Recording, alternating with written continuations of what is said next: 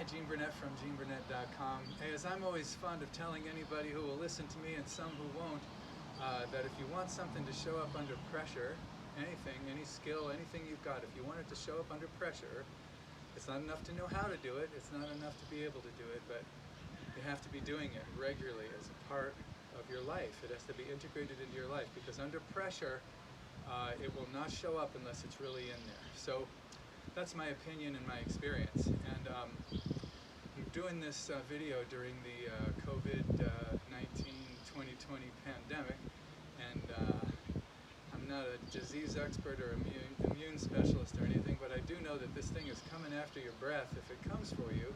So if you want your breath to show up under pressure, which I do, it's really helpful to work on your lung capacity, work on your breathing, not just to be able to breathe deep or to know how to breathe deep. As my student Tina put it yesterday, it's not enough to know how to brush your teeth. You have to actually brush them, right? So I'm going to just show you a simple exercise that you can use to increase your lung capacity. I'm not pitching any woo-woo immune shields against the energy force, against the virus. I don't know anything about that stuff.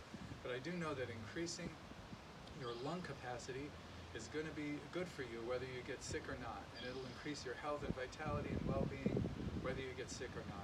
So we want to take deep, full breaths, and outdoors if possible, or with a window open if you're inside.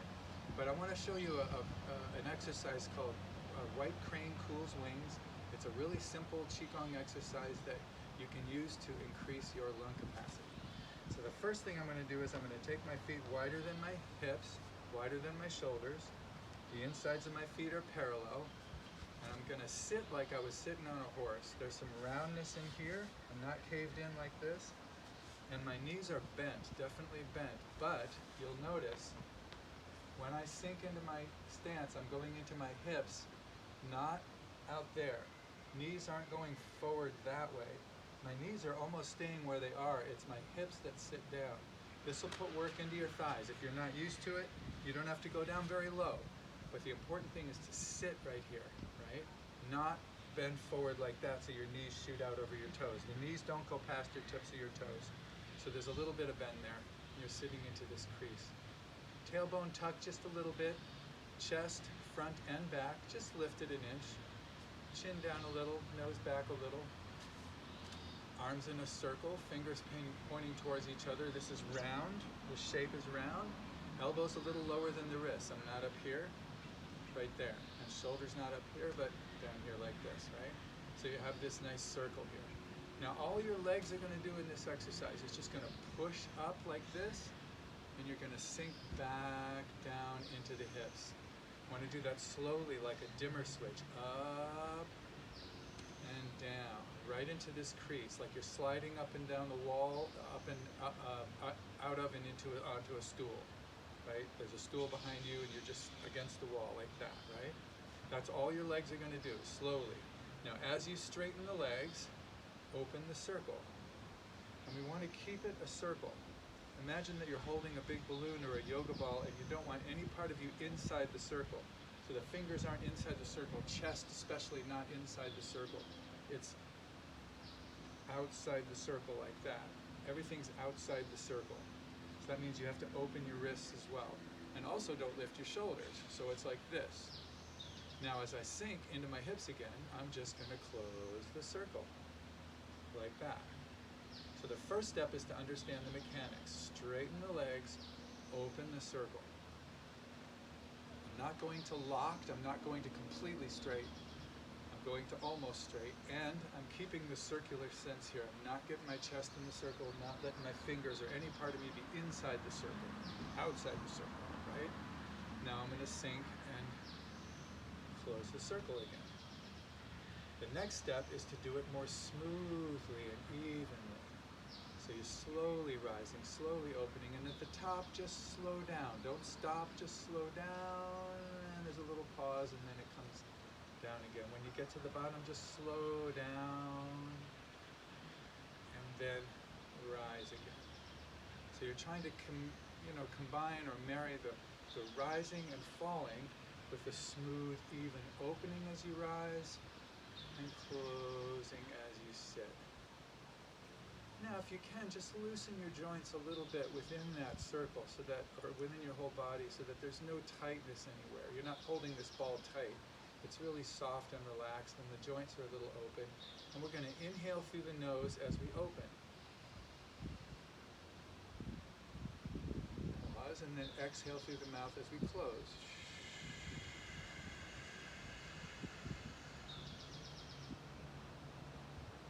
Inhale as you open. Exhale as you close.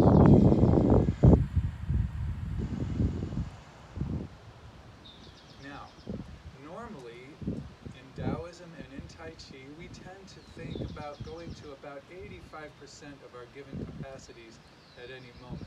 So we don't sink so low that we can't comfortably sink lower, or rise so much that we can't comfortably rise more. We don't open so much that we can't comfortably rise more, or eat, or drink, or breathe, or sleep. Inhale, exhale. We always kind of go to 85% or so. Lately, I've been doing this exercise more to like 95%, because I really want to stretch my lung capacity.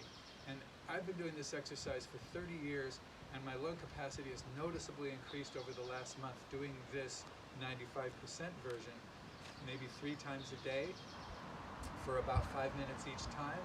So I'm going to go a little further than usual now. So now I'm going to go like this.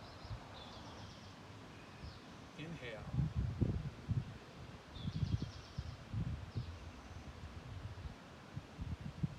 Way out there. Exhale.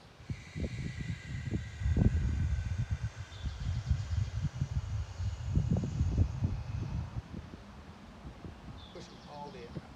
Then inhale.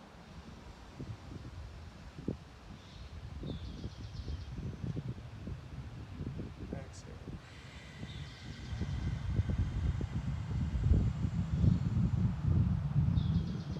So that's the important thing. Isn't necessarily that you take a breath as long as I just took, or longer or shorter. The important thing is that you take a breath that's longer than what you normally take. So you want to stretch your limit. You want to just inhale as much as you can without strain, as long as you can without strain or making noise. You don't want to go, we're not trying to make noise or strain ourselves, but go to a full of breath as you can take, and an exhale, push the air out a little bit. Just really exchange that air to and from to make sure that the sort of accordion of your breath, this way, that way, this way, expands as much as you can comfortably expand it, and then sinks and pushes out as much as you can do that without strain. If your arms get tired, you can do a variation where you open just the same, but when you close, you hardly sink at all, or just a little bit. It's a little bit of sinking, and then really sink and bring your hands down like this. I'm still in a circle. My knees are still not going past my toes. Still upright, still have the shape. The circle's still here. I've just palms down. I just rest my deltoids a little bit. Now when I open, I've got to spin the palms a little bit so that they correspond to the wall again. And remember, not pointing in this way and not just that way. Don't get your hands behind you. Keep them in your peripheral vision, right? And then your exhale will be here, and then sink.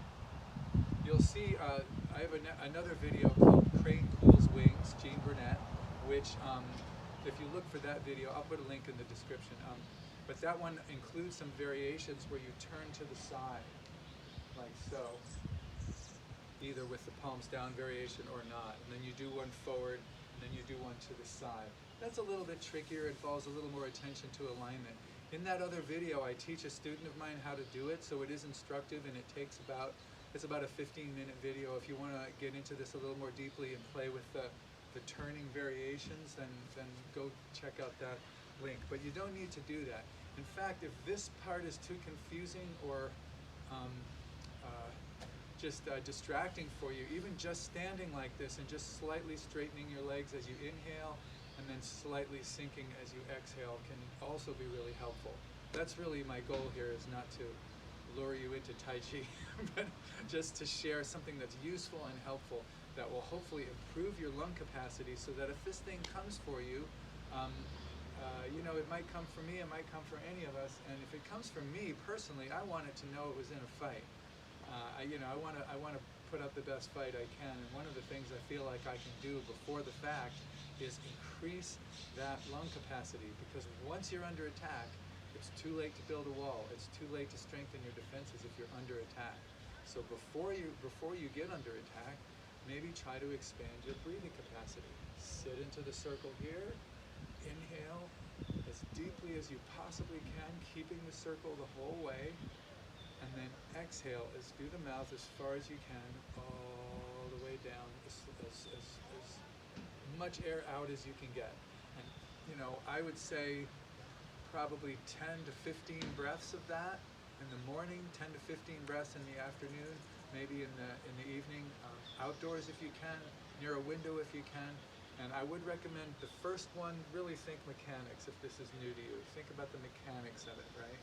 And then the second time, think about making it smoother and more relaxed and more comfortable, more like a dimmer switch, than an on-off.